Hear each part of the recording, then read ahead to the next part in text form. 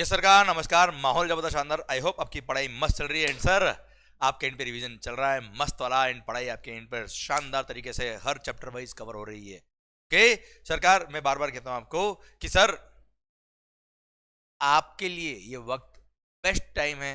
लगा दो अपना 100%। अपना टाइम आएगा नहीं, अपना टाइम आ गया है। मेहनत करने का टाइम आ गया है सर। रिजल्ट 100% बहुत अच्छे आपके रहेंगे। बस लगा दो अपनी पूरी ताकत, कर हर मैदान फतेह है। Clear, done. और बच्चों एक और बात, जीएसटी को हल्के में नहीं लेने का। बहुत सारे लोग क्या करते हैं कि सर जो टाइम जीएसटी को देना चाहिए उस नहीं देते हैं, क्वेश्चंस की प्रैक्टिस नहीं करते हैं, उसकी वजह से फिर एग्जाम में जाके तकलीफ आती है। Clear, GST being a chapter, being a topic जो बड़ा स्कोरिंग हो सकता है अगर ढंग से पढ़ा तो। और हल्के में लेने से क्या होता है, वहां ऐसी माइन्यूट माइन्यूट गलती करके आते हैं हम कि सर हमको पता भी नहीं पड़ता है कि क्या हम गलत करके आए। ओके चलिए सरकार, सर टैक्सेशन के लिए GST can be a key role, GST can play a key role to get a good mark. Okay चलिए सरकार, हम बात करते हैं अगले टॉपिक की, payment of tax and interest. सबसे पहली बात, टैक्स का पेमेंट जो होता है वो आपको पता है क्या, ऑनलाइन होगा, जीएसटी पोर्टल पे जाके करना होगा। सर यहाँ पे सर अगर 14 का क्रेडिट, 14 की अगर आपकी लायबिलिटी है तो सर आपकी जो लायबिलिटी है वो दिखती है इलेक्ट्रॉनिक लायबिलिटी रजिस्टर में। क्लियर, अब आपकी लायबिलिटी जो आई है, एक्चुअली क्या होता है जब आप जीएसटीआर 3 अपना रिटर्न फाइल करते हैं तो उसमें जितनी आपने सेल दिखाई है उस पर जो रेट ऑफ टैक्स होता है उसके अकॉर्डिंग आपकी लायबिलिटी क्रिएट हो जाती है। वो लायबिलिटी आपकी इलेक्ट्रॉनिक लायबिलिटी रजिस्टर में दिखेगी बेटा। अब जीएसटीआर 3 में आपकी लायबिलिटी दिख रही है बेटा। अब आपके पास इनपुट टैक्स क्रेडिट कितना है वो इलेक्ट्रॉनिक क्रेडिट लेजर के अंदर दिख रहा होगा। आप इलेक्ट्रॉनिक क्रेडिट लेजर के अंदर सर मैनुअली पंच करते हो कि सी जीएसटी का मैंने इतना क्रेडिट लिया है, एस जीएसटी का क्रेडिट मैंने इतना लिया है, आई जीएसटी का क्रेडिट इतना लिया है। क्लियर, जीएसटी से इसका क्रेडिट इतना लिया है। जो भी क्रेडिट आपने लिया है वो पंच करेंगे। अब उससे पता पड़ेगा कि लायबिलिटी रजिस्टर में कितना अमाउंट है। जैसे 14 लाख की लायबिलिटी है, 10 लाख का इलेक्ट्रॉनिक क्रेडिट लेजर में क्रेडिट पड़ा है। अब बैलेंस 4 लाख जो आपको पे करना है वो पहले आप इलेक्ट्रॉनिक कैश लेजर में रिचार्ज कराएंगे। मैंने सही वर्ड यूज किया है, रिचार्ज, जानबूझ के। जैसे आपका ई वॉलेट होता है वैसे ही इलेक्ट्रॉनिक कैश लेजर होता है। तो फर्स्ट ऑफ ऑल आपको इलेक्ट्रॉनिक कैश लेजर में अमाउंट डिपॉजिट करना पड़ेगा। आप चाहे तो ज्यादा भी डिपॉजिट करें, हमें कोई दिक्कत नहीं है। 4 लाख की लायबिलिटी, सपोज आपने 5 लाख डिपॉजिट किया। क्लियर, वैसे लोग एक्स्ट्रा डिपॉजिट नहीं करते पर आपकी चॉइस है। आपने 5 लाख डिपॉजिट किया, अब लायबिलिटी 14 लाख की। अब 14 लाख की लायबिलिटी को पे करना है, कैसे पे करेंगे, 10 लाख पे करेंगे through credit ledger, electronic credit laser ITC. और बैलेंस 4 लाख आप पे करेंगे थ्रू कैश लेजर। क्लियर, अब उसमें लिखेंगे कि 10 लाख में यूज कर रहा हूं इलेक्ट्रॉनिक क्रेडिट लेजर को और 4 लाख थ्रू कैश लेजर। उसके बाद आप उसको सबमिट करेंगे, तब जाके आपकी लायबिलिटी पेमेंट होगी। इलेक्ट्रॉनिक क्रेडिट लेजर में 10 लाख रुपए डेबिट हो जाएंगे, वहां से कम हो जाएंगे, और 4 लाख रुपए इलेक्ट्रॉनिक कैश लेजर से कम हो जाएंगे, डेबिट हो जाएंगे वैसे बेटा। आया ना भाई? क्लियर, और इलेक्ट्रॉनिक कैश लेजर में आपका 1 लाख का बैलेंस बच जाएगा जो मेरे इस एग्जांपल में है, और वो आगे कैरी फॉरवर्ड हो जाएगा जो अगले पीरियड में काम आएगा बेटा के लिए। ओके, और जो एक्सेस बैलेंस बचा है इलेक्ट्रॉनिक कैश लेजर में आपका ई वॉलेट है, आप चाहे तो उसका रिफंड भी ले सकते हो, कोई दिक्कत नहीं। Okay clear, done. तो ये हो गया क्या सर, मैंने एक छोटा सा आइडिया दिया कि किस तरह से लायबिलिटी पे होती है।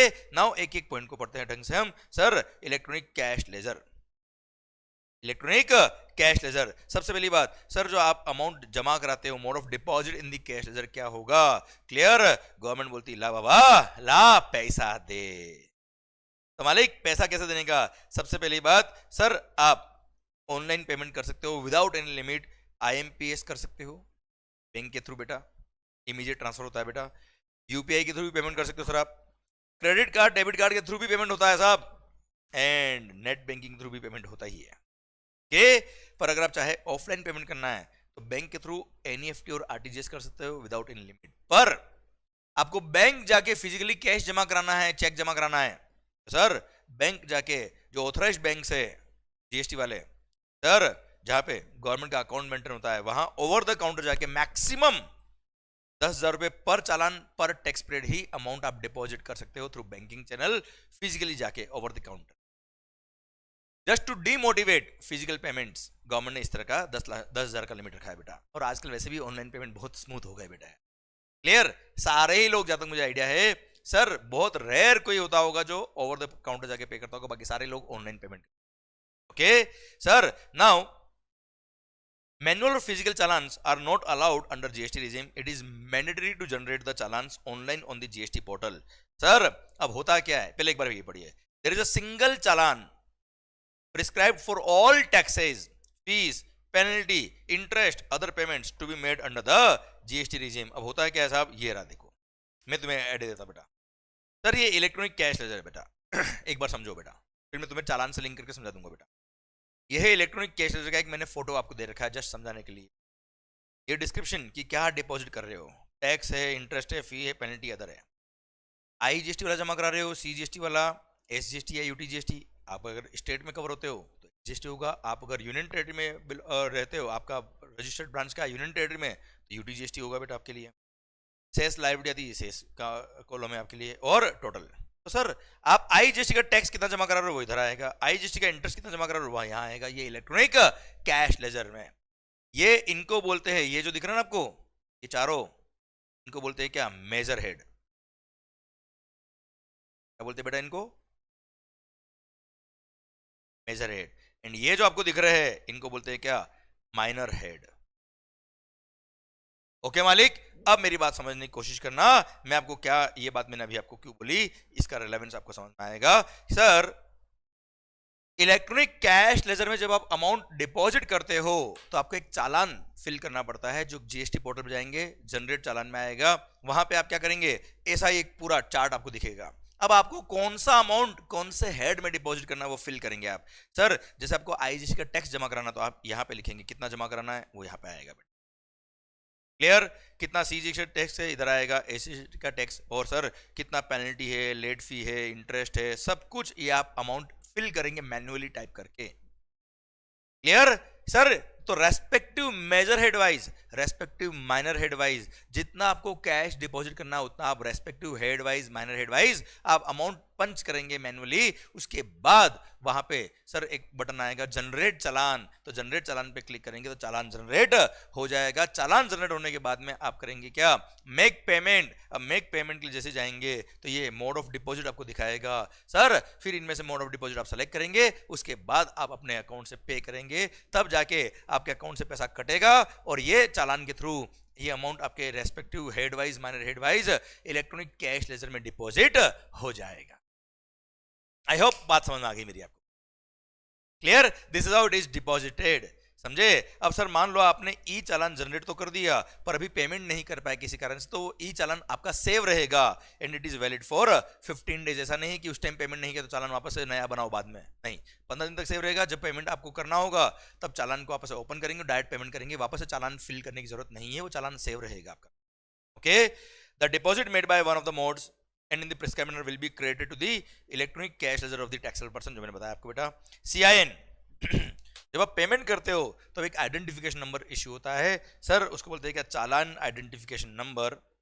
It is generated by the banks indicating that payment has been realised and credited to the appropriate government account against the generated challan. कि सर CIN नंबर से एक तरह से वो ट्रांजेक्शन आईडी होता है ना बेटा ऑनलाइन पेमेंट में, वैसे ही CIN होता है, चालान आइडेंटिफिकेशन नंबर, जिससे ये पता पड़ेगा कि हाँ आपके बैंक से पैसा कट गया और गवर्नमेंट के अकाउंट में हमने पैसा डाल दिया. ये रहा उसका challan identification number. Okay sir,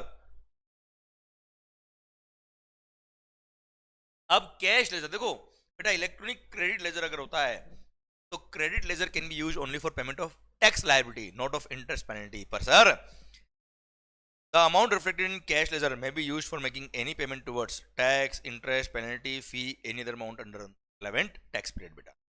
Where in the ledger information is kept minor head wise for each measure head, जो मैं आपको ऑलरेडी बता चुका बेटा.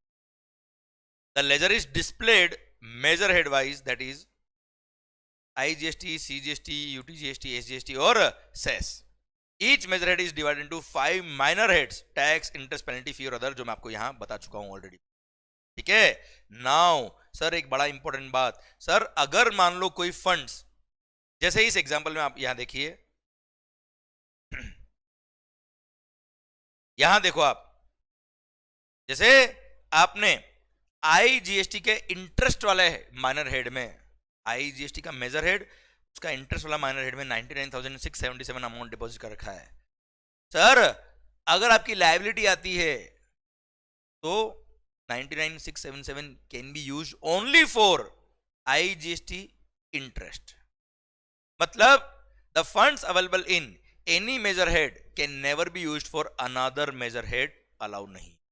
Second thing, the funds available in any minor head of the major head can never be used for another minor head of the same major head also. बेटा मतलब अपने ही मेजर हेड में अनदर हेड में अगर आपको another minor head में अगर अमाउंट पे करना है तो ये यूज नहीं कर सकते यार।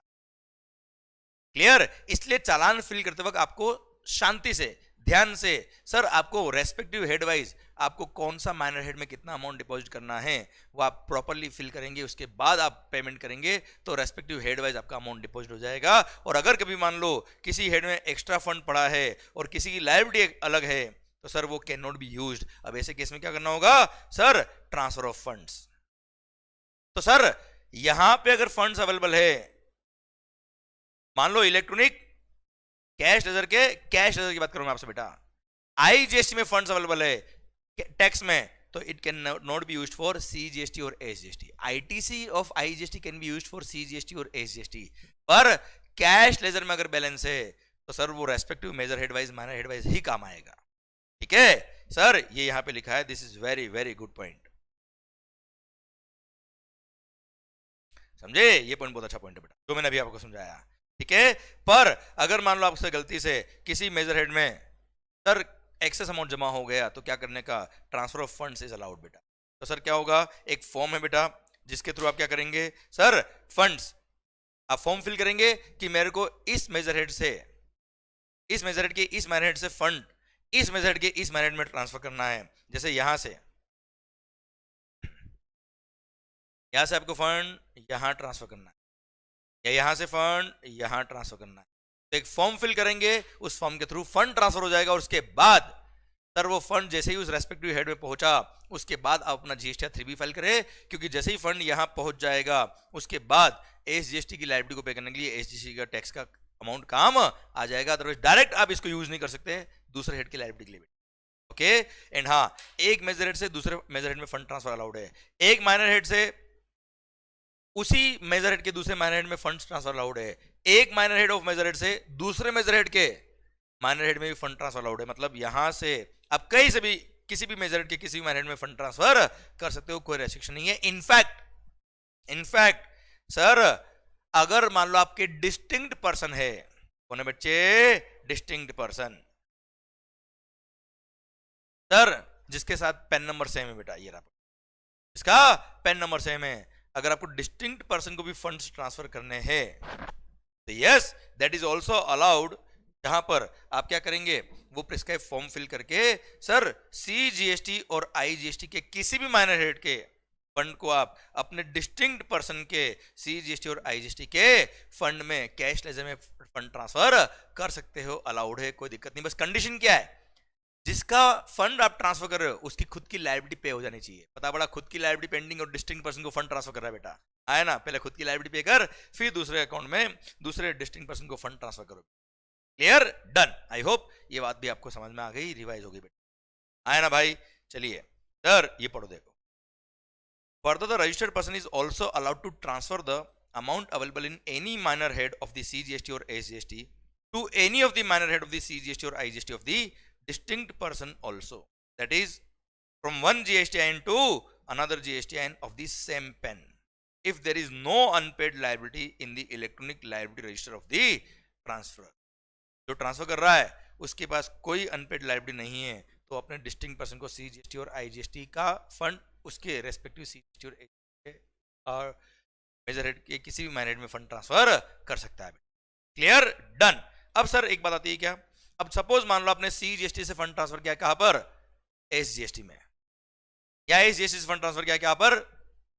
सीजीएसटी में। तो सर इंटर गवर्नमेंट भी अकाउंट ट्रांसफर होगा बेटा, क्योंकि सर जैसे ही आप सीजीएसटी से फंड ट्रांसफर करेंगे कहां? एसजीएसटी में, तो स्टेट गवर्नमेंट बोलेगी भाई एसएससी ने पहले पैसा दिया सीजीएसटी अकाउंट में, अब एसएससी बोलता है मेरे को सीजीएसटी से अकाउंट से फंड निकाल के कहां डालना है? एसजीएसटी। तो सर स्टेट गवर्नमेंट बोलेगी क्या? सेंट्रल गवर्नमेंट को भाई इतना अमाउंट मेरे इधर इस फंड में transfer. Clear? Same way SGST से आपने फंड ट्रांसफर किया कहां पर? सीजीएसटी में, तो sir central government state government को बोलेगी भाई इतना फंड हमारे बैंक अकाउंट में आप ट्रांसफर करो अपने अकाउंट से निकाल के। सर ये आपको यहाँ पे सेक्शन दे रखा है। I hope you got the point, कोई खास बात नहीं। ओके चलिए सरकार अब आ रहा है टॉपिक इसका इलेक्ट्रॉनिक क्रेडिट लेजर, जिसके बारे में सर मैक्सिमम पॉइंट मैं आपको ऑलरेडी पढ़ा चुका हूं जब मैंने इनपुट टैक्स क्रेडिट आईटीसी पढ़ाया था। याद आया कि आईजीएसटी का आईटीसी सबसे पहले यूज करना है, manner of utilisation of ITC. याद आया बेटा, वो एक्चुअली टॉपिक इस चैप्टर का था, पर आईटीसी पढ़ाते वक्त मैंने लिंक करने के लिए मैंने वही पढ़ा दिया आपको। Okay, sir, electronic credit ledger, the self-assessed ITC by the registered person shall be credited to the electronic credit ledger. Input tax credit as self-assessed in monthly returns will be reflected in ITC ledgers. The credit in this ledger can be used for making of payment of only tax. Interest penalty को पे करने के लिए क्या कभी credit काम आएगा क्या? नहीं। 10 का क्रेडिट क्यों मिला? क्योंकि 140 पे टैक्स लग रहा है, which includes 100 on which we have already paid the tax. तो टैक्स जो पे किया उसका क्रेडिट टैक्स की लायबिलिटी के लिए काम आएगा बेटा, and not any other amount such as interest, penalty, late fee etcetera. Clear? इसके लिए काम नहीं आएगा। और हम ऑलरेडी पढ़ चुके हैं क्या मालिक, manner of utilisation of ITC is already discussed in chapter number 5 ITC. Okay बच्चों, ठीक। सर अब एक सर्कुलर था वो बताया था मैं आपको, clarification respect of utilisation of amounts available in electronic credit ledger and the electronic cash ledger for payment of tax and other liability. सबसे पहली बात तो मैं आपको ऑलरेडी बता चुका हूं और आपको आता भी, नेचुरल बात है कि sir credit ledger can be used only for payment of tax liability, but yes cash ledger can be used for payment of tax liability, interest, penalty, late fee, other some etcetera, सब कुछ। Okay sir, it is clarified that any payment towards output tax, whether self-assessed in the return or payable as a consequence of any proceeding which is instituted under the provisions of the GST law, मतलब अगर खुद ने assess किया मेरा इतना liability बनता है, या फिर डिपार्टमेंट के ऑफिसर ने बताया भाई आपका इतना टैक्स बाकी है, कोई प्रोसीडिंग में पता पड़ा, कोई नोटिस वगैरह इशू हुआ, तब पता पड़ा कि यार इतना लायबिलिटी बाकी है, that tax liability can be paid through credit ledger. भली लायबिलिटी आपने खुद ने डिटरमाइन करी थी या ऑफिसर ने डिटरमाइन करी, टैक्स का liability can be paid through credit ledger, कोई दिक्कत नहीं बेटा। Clear?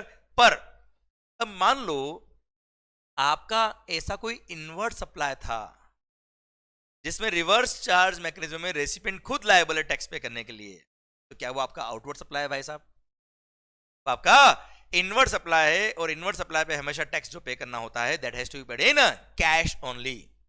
Clear? Sir, as output tax does not include tax payable under reverse charge mechanism, इसलिए RCM की liability has to be paid through cash ledger. Credit cannot be used for making payment of any tax which is payable under reverse charge mechanism, जो आपको already naturally पता है बेटा, सारे question हमने already किए। ओके, फिर electronic credit ledger can not be used for making payment of any interest, penalty, fee और any other amount payable under the said act. The amount available in cash ledger can be used for payment of liability towards tax, interest, penalty, fee or any other amount payable under the provisions of the GST law। इसके लिए आप ये सारा cash ledger use कर सकते हो, कोई तकलीफ वाली बात नहीं, हम ऑलरेडी पढ़ चुके हैं। ठीक है, done.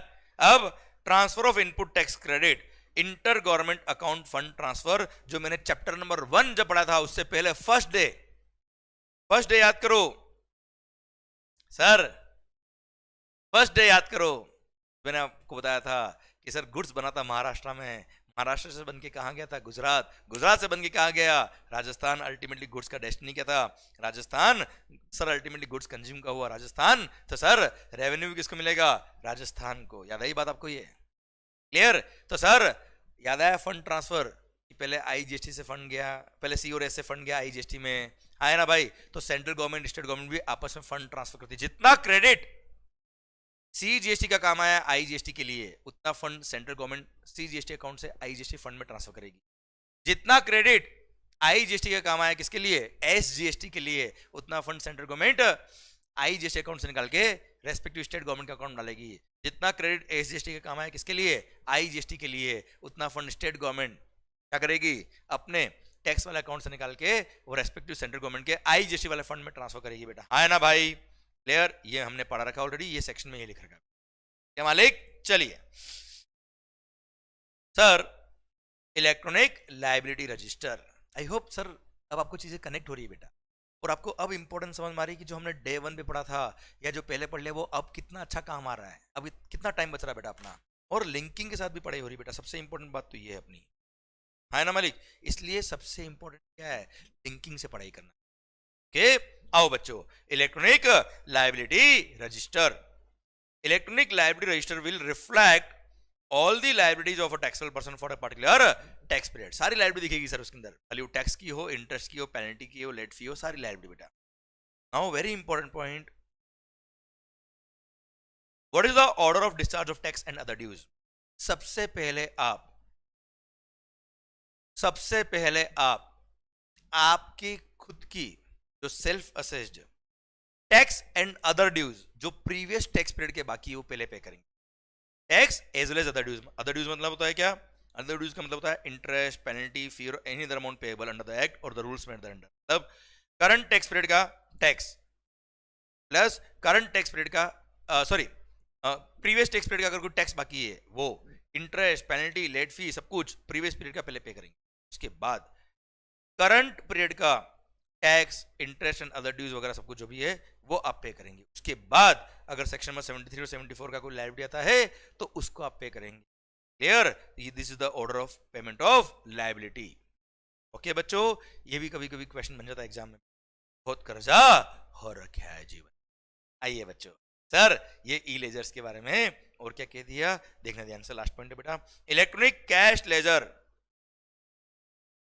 It will reflect all deposits made in cash, TDS and TCS. जो सर गवर्नमेंट डिपार्टमेंट वगैरह ने टीडीएस काटा होगा और ईसीओ ने जो टीसीएस कट किया था बेटा, वो अपना रेस्पेक्टिव जीएसटीआर 7 और जीएसटीआर 8 फाइल करेंगे, हमारे इलेक्ट्रॉनिक कैश लेजर में रिफ्लेक्ट करेगा, हम उसको एक्सेप्ट करेंगे और अमाउंट हमारे कैश लेजर में डिपॉजिट हो जाएगा। TDS and TCS accepted by the taxpayer. This ledger can be used for making any payment towards tax, interest, penalty, fee, or any other amount on payment on behalf of on account of GST beta. Electronic credit ledger, it reflects the ITC as self-assessed in the monthly return. Clear? And it can be used for making payment of only and only tax, that is output tax. ना तो RCM की liability पे करने के लिए ITC काम आता है, नहीं इंटरेस्ट, पेनल्टी, अदर फी पे करने के लिए काम आता है।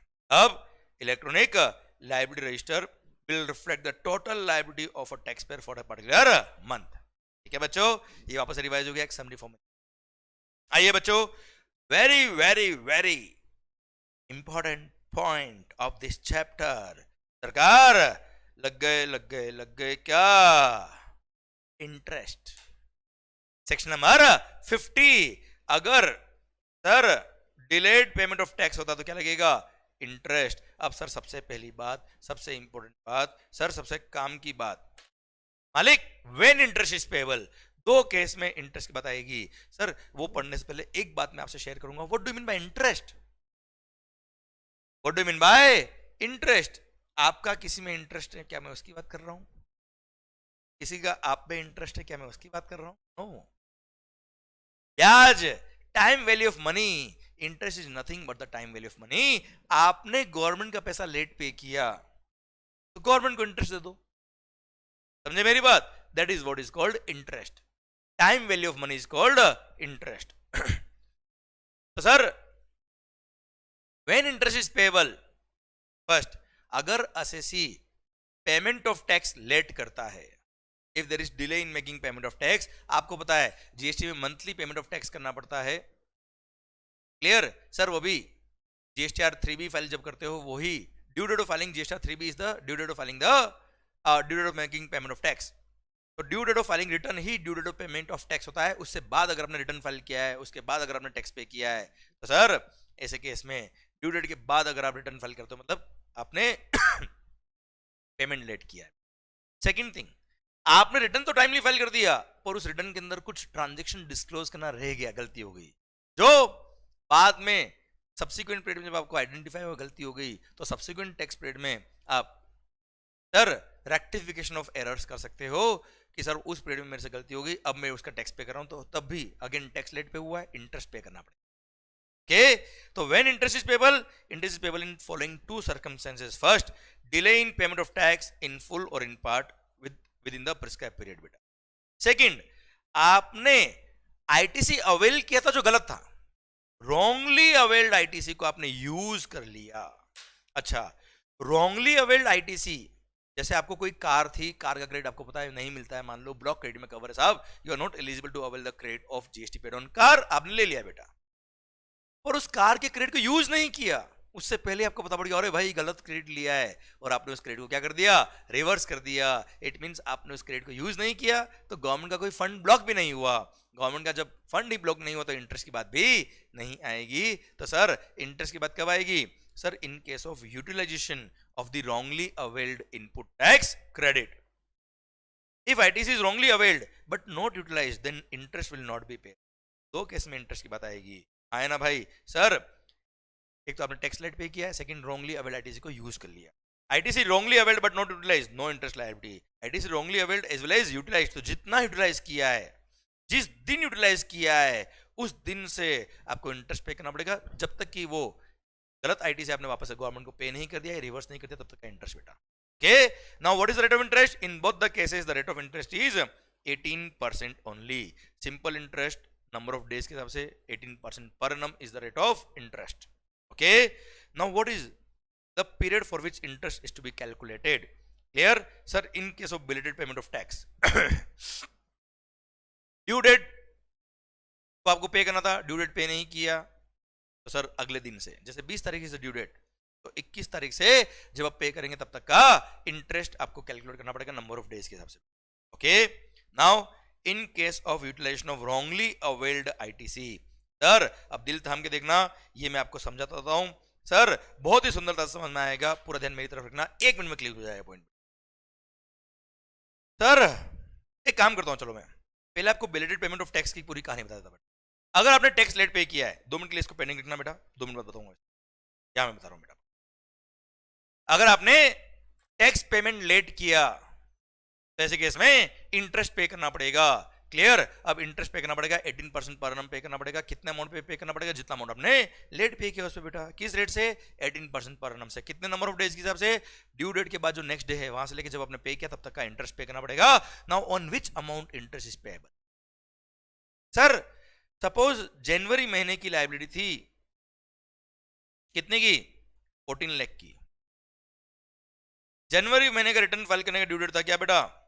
28 फरवरी 2005 है जो भी है।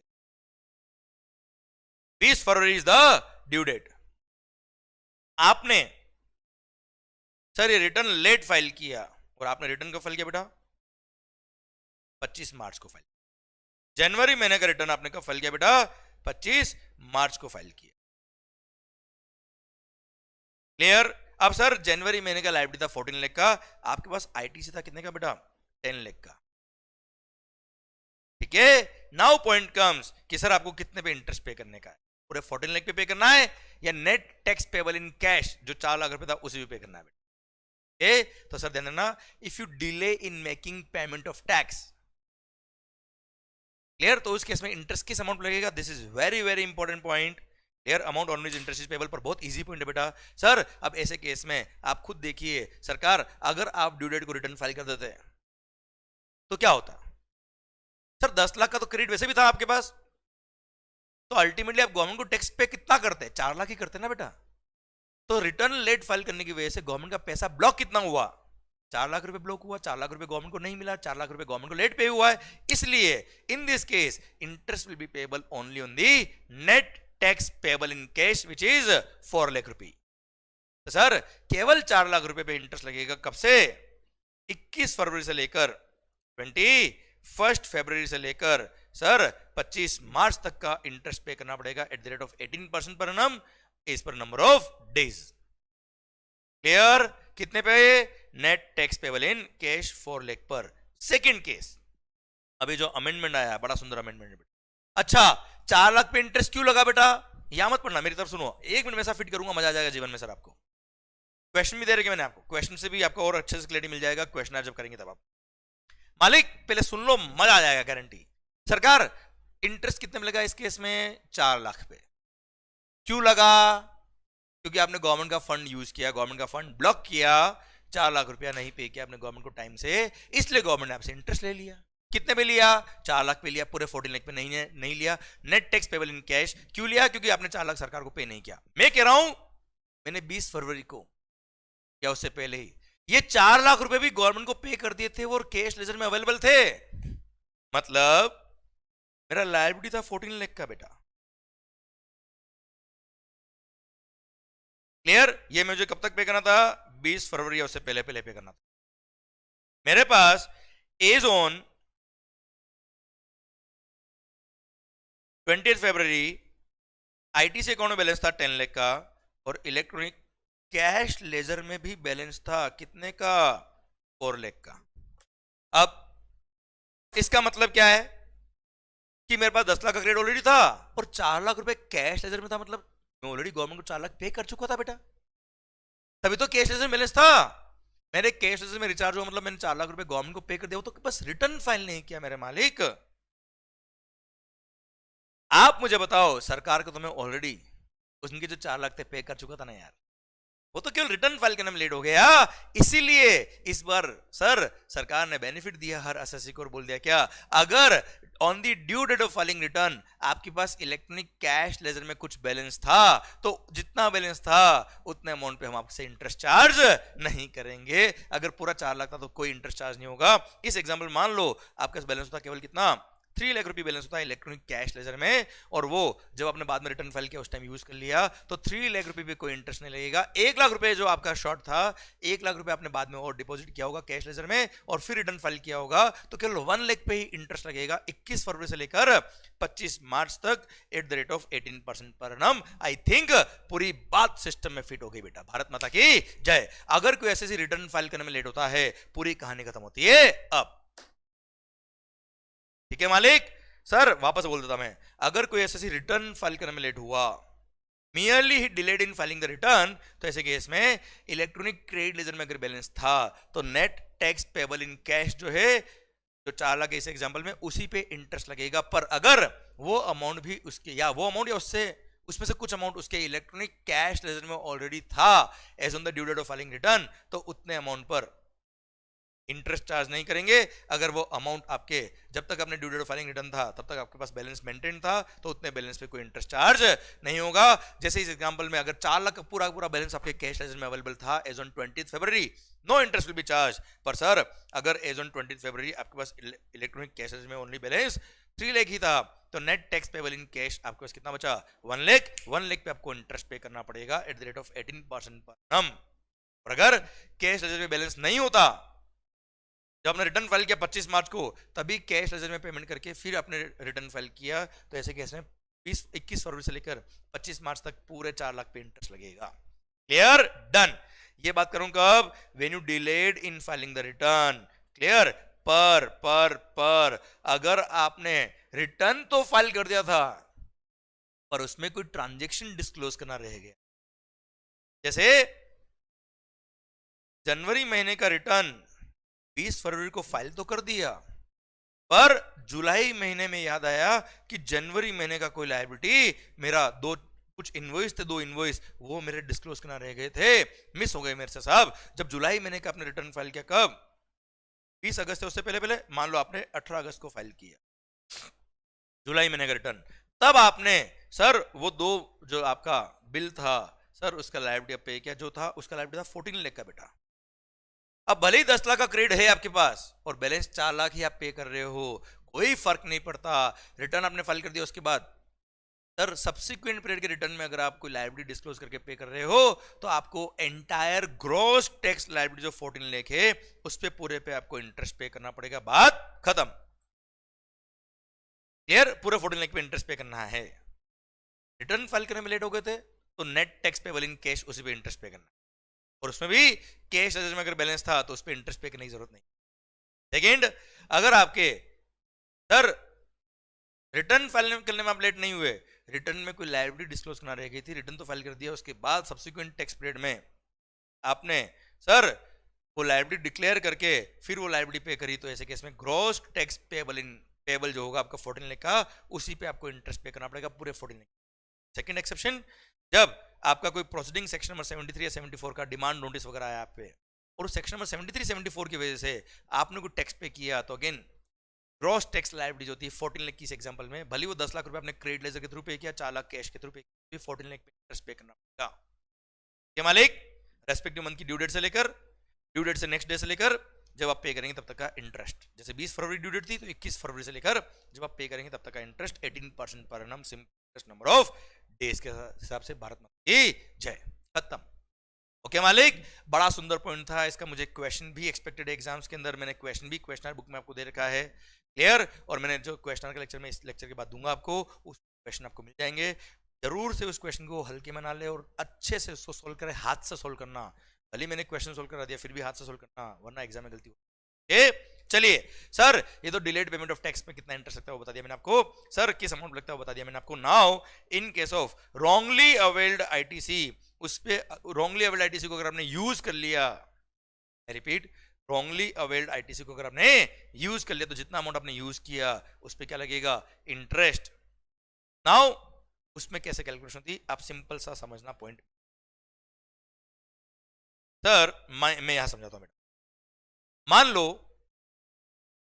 आपने 10 जनवरी को 10 लाख का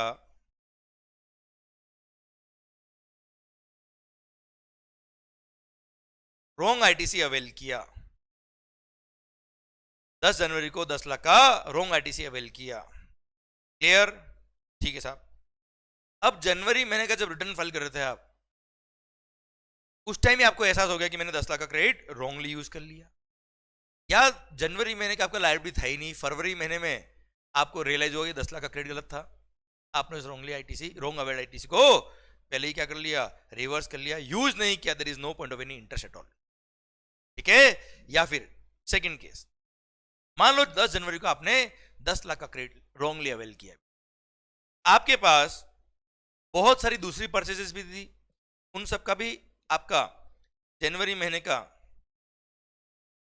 आपने बहुत सारा अदर परचेज किया बेटा,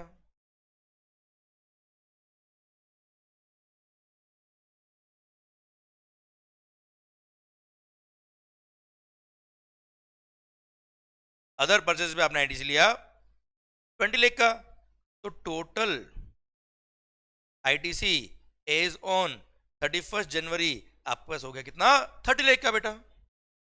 अब समझने की कोशिश करना, मेरी बात अगर आपको समझ में आ गई तो माहौल बन जाएगा सर। सरकार, अब आपके पास 31 जनवरी को आईटीसी अकाउंट का बैलेंस कितना बेटा, 30 लाख रुपए है। अब सर आपका जनवरी महीने का लायबिलिटी सपोज आया कितने का बेटा 18 लाख, चलो 12 लाख रुपए का। अब 12 लाख की लायबिलिटी है, अब आपके पास 30 लाख का क्रेडिट है, आपने क्या किया होगा, पूरा 12 लाख का आईटीसी यूज किया होगा बेटा, और बैलेंस पेबल कितना होगा, नील, है ना भाई, क्लियर। और आपके पास आईटीसी अकाउंट में बैलेंस बच गया होगा कितने का, 18 लाख का बेटा, है ना मालिक। अब 18 लाख का आपके पास आईटीसी अकाउंट में बैलेंस है, 10 लाख का आपने रॉन्गली अवेल्ड आईटीसी था आपके पास बेटा। तो क्वेश्चन आता है क्या, अगर आपने ये 10 लाख का रॉन्ग आईटीसी नहीं लिया होता तो भी आपके पास 20 लाख का क्रेडिट था बेटा, जो सही था। अब आपकी लायबिलिटी कितनी थी, 12 लाख की थी बेटा।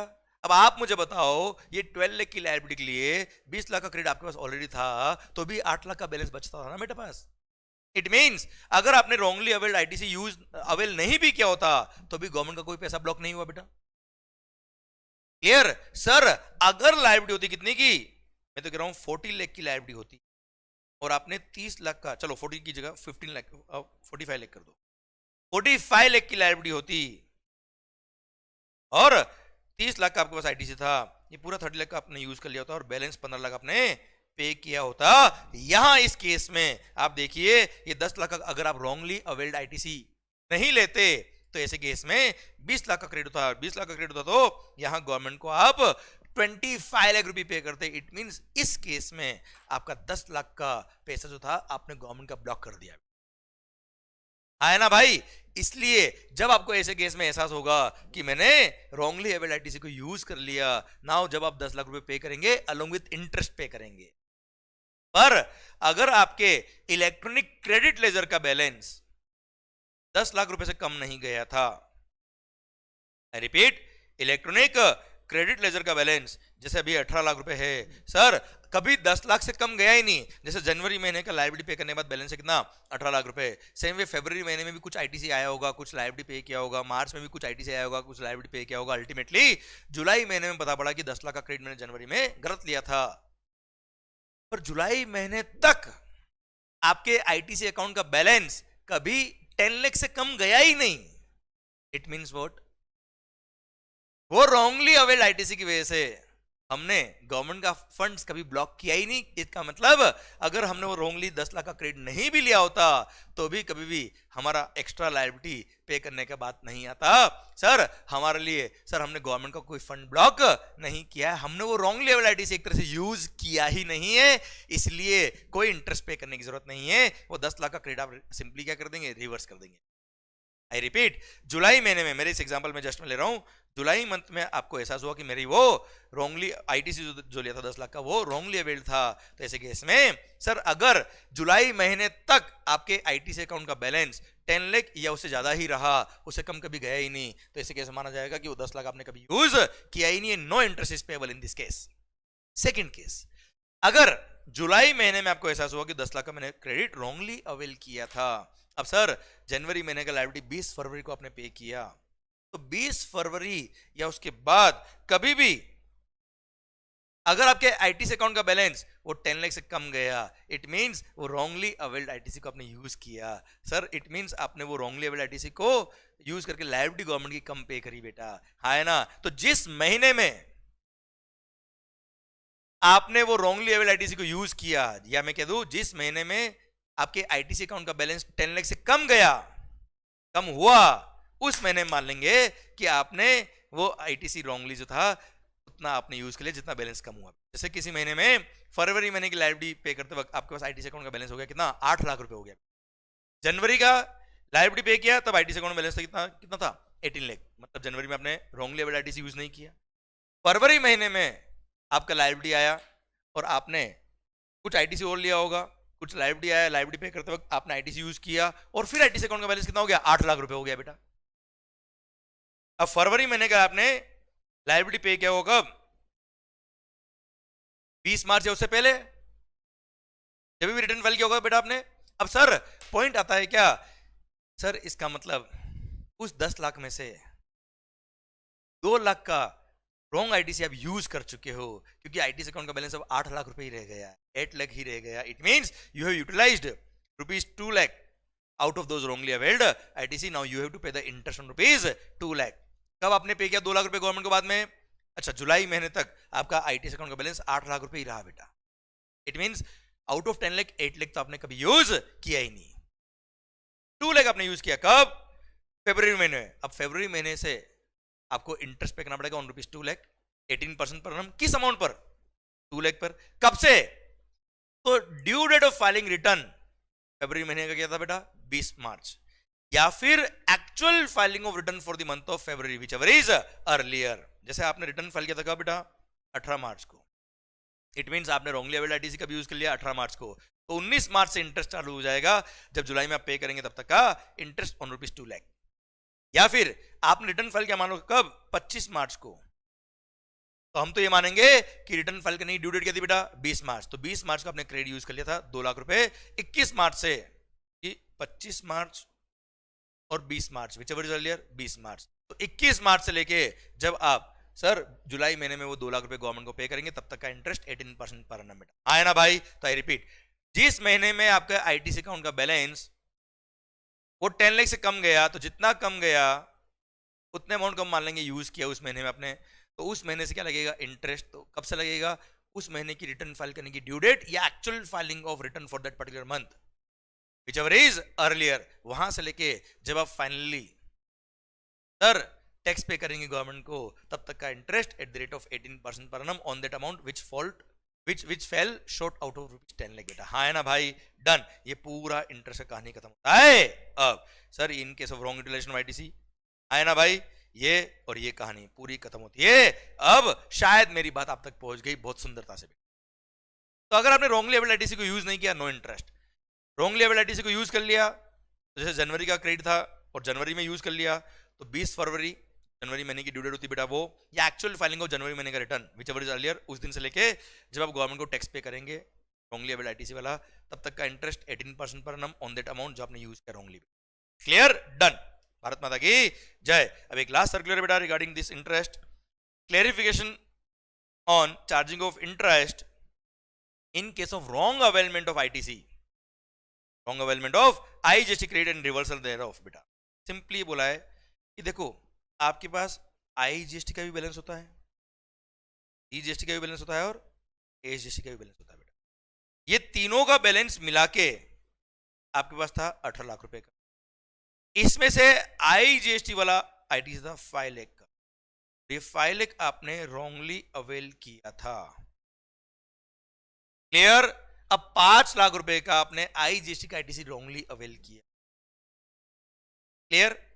अब आपको 4 महीने बाद पता पड़ा कि वो 5 लाख का आईजीएसटी का आईटीसी रॉन्गली अवेल। अब 5 लाख पे इंटरेस्ट लगेगा कि नहीं लगेगा, ये देखने के लिए आपको ये देखना है कि क्या आपका आईटीसी अकाउंट का बैलेंस 5 लाख रुपए से कम हुआ कभी भी। अगर 5 लाख रुपए से कम अगर आपका आईटीसी अकाउंट का बैलेंस 5 लाख रुपए से कम हो गया, इट मींस आपने वो रॉन्गली अवेल्ड आईटीसी यूज कर लिया बेटा। तो वो 5 लाख रुपए का अमाउंट देखते वक्त आपको सीजीएसटी, एसजीएसटी और आईजीएसटी तीनों को ऐड करके फिर देखने का बेटा।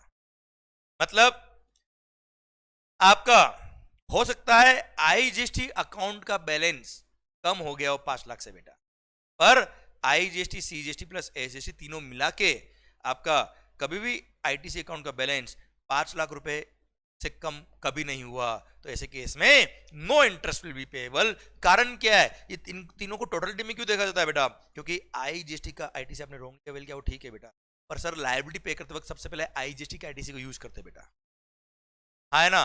तो आईजीएसटी का आईटीसी को आपने यूज कर लिया, बाय डिफॉल्ट आपको आईजीएसटी पहले यूज करना था, इसलिए आपने यूज किया ना यार। क्लियर? तो सर ऐसे केस में क्या होगा, आपके पास ऑल दो सीजीएसटी और एसजीएसटी का जो करेक्ट आईटीसी था वो पड़ा था, वो आप यूज नहीं कर पाए क्योंकि मैकेनिज्म ऐसा था कि हमको आईजीएसटी आईटीसी पहले यूज करना है। इसलिए हम कभी भी ये नहीं कहेंगे कि आपने रॉन्गली अवेल्ड वाला आईटीसी यूज किया। इसलिए आईजीएसटी का आईटीसी रॉन्गली जो अवेल किया था वो यूज हुआ कि नहीं हुआ। सिंपल टर्म्स में अगर बोलूं तो आपको केवल ये चेक करना है कि आईजीएसटी का आईटीसी अगर रॉन्गली अवेल हुआ है तो वो यूज हुआ कि नहीं हुआ। उसको देखने के लिए आईजीएसटी, एसजीएसटी, यूटीजीएसटी और सीजीएसटी इन सब के आईटीसी अकाउंट को ऐड करो, उसके बाद देखना कि अगर वो बैलेंस 5 लाख रुपए से कम जाता है तो ऐसे केस में जितना अमाउंट कम गया तीनों को मिला के उतना अमाउंट आपने आईजीएसटी का रॉन्गली अवेल्ड आईटीसी में से यूज किया, ये देखने का बेटा। क्लियर मेरी बात? सेकंड थिंग देखो ये लिखा है, total ITC availed in electronic credit ledger under the heads IGST, CGST and SGST taken together has to be considered. Second, अगर कभी आपने जीएसटी कंपनसेशन सेस का रॉन्ग आईटीसी अवेल किया, क्योंकि देखो सेस का क्रेडिट मिलता है पर सेस की लायबिलिटी को पे करने में ही काम आता है बेटा। जैसे मैं तंबाकू बेचता हूं, तंबाकू बेचने के लिए मैंने तंबाकू खरीदा,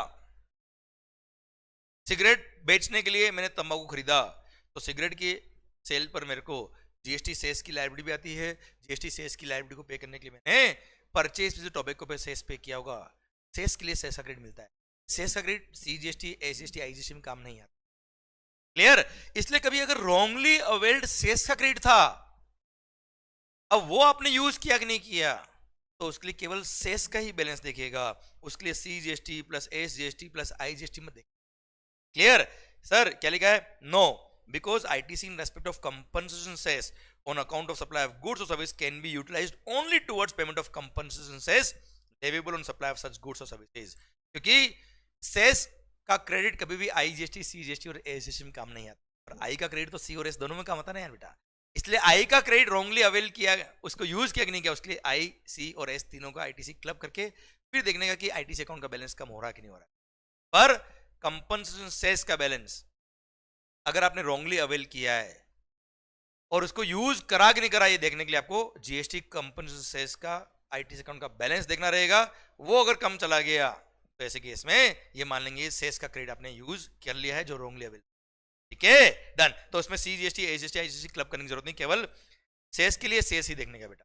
ओके, डन। सरकार ये रॉन्गली अवेल्ड आईटीसी के लिए भी सारी कहानी इंक्लूडिंग सर्कुलर भी ये खत्म होता है। अब आई होप ये फास्ट ट्रैक बैच के अंदर चीजें आपको अच्छे से रिवाइज हो रही है। ये सब चीजें अच्छे से रिवाइज करोगे जब आपने अच्छे से पढ़ा हुआ है। ठीक है, do revise at your and very well. कर हर मैदान फतेह, हर मैदान फतेह होगा अगर आपने हर मैदान में मेहनत करी है।